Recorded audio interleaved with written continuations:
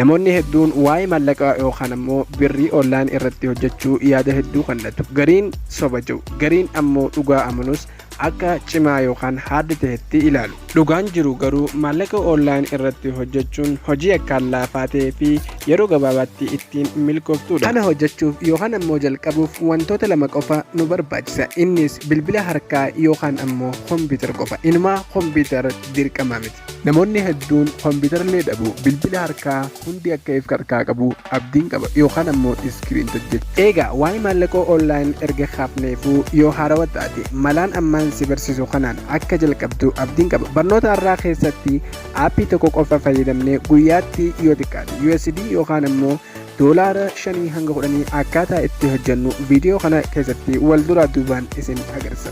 Viidiyoo kana haga dhumaa daawwachuun akka nama turtan abdiin qaba.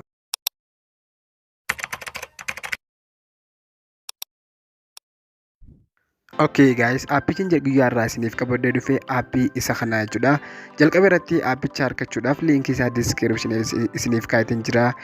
Aappicha liinkii cuqaasuudhaan kallattumaan karaa Play Store yookaan karaa Chrome isin dabarsaa kallattumaan dabarfachuu ni dandeessu yookaan ammoo karaa komentii piinii tantaatee komentii jalqaba irratti jirtu liinkii kan qabdu jechuudha. San yeroo cuuxan kallattumaan aappicha argachuu ni dandeessu. Erga liinkii cuqaafnee aappicha seennee aappii jalqaba irratti akka sign up goonuuf yookaan ammoo akka mazaggabannuuf na jecha. Kana godhuudhaaf ammoo iimeela qofa nu barbaachisaa jechuudha.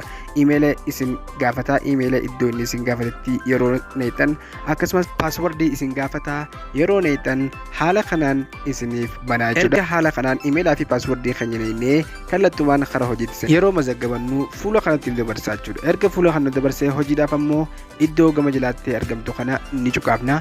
Yeroo cuqaafnu haala kanaan fuula kanatti yeroo dabarsu jalqaba irratti boonasii fudhanna jechuudha. Fakkeenyaaf boonasii amma gama gubbaa irratti argamtu kanatti guyyaa seenirraa eegallee guyyuu fudhachuu dandeenya jechuudha. An amma jalqaba tokkuma irratti ni tuqaasaa kan jalqabaa irratti jechuudha. Haala kanaan sarchi godhee kunoo kooyintii 73 turte amma kooyinii takka naa dabalamte jechuudha.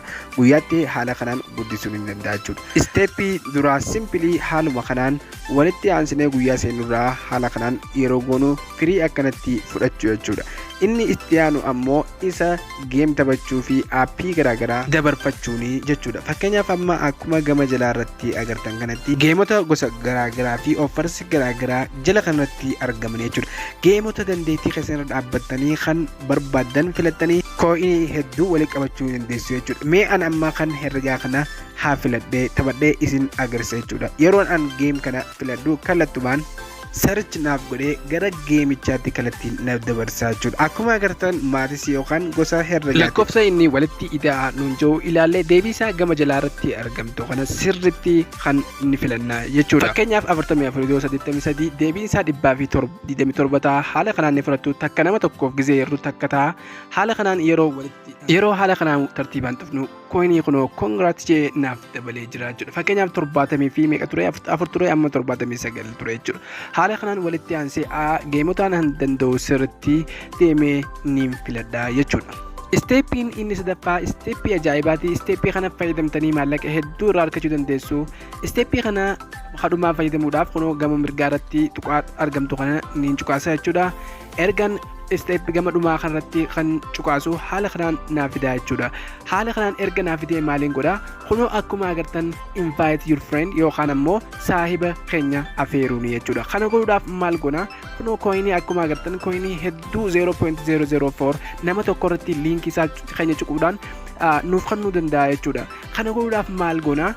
Liinkii keenya kunoo iddoo amma isin agarsiisu kanatti kan koppii liinkii jiru kana numa cuqaastu jechuudha. Yeroo liinkii kana kallattiin cuqaastan maal nu fidaa? Liinkii kunoo akkuma agartan your link is successfully copied nuun jira jechuudha.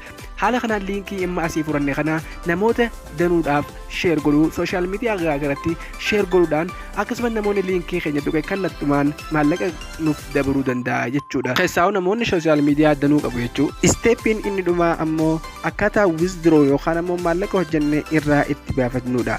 Kana godhuudhaaf jalqaba irratti kooyinii gama gubbaa irratti argamtu kooyinii keenya yeroo cuqaafnu iddoo withdraw tana nuuf fidaa. Iddoo withdraw yeroo cuqaafnu kallattumaan asitti ni dabarsaa. Iddoo lama qaba iddoo Coinbase fi iddoo PayPal jechuudha.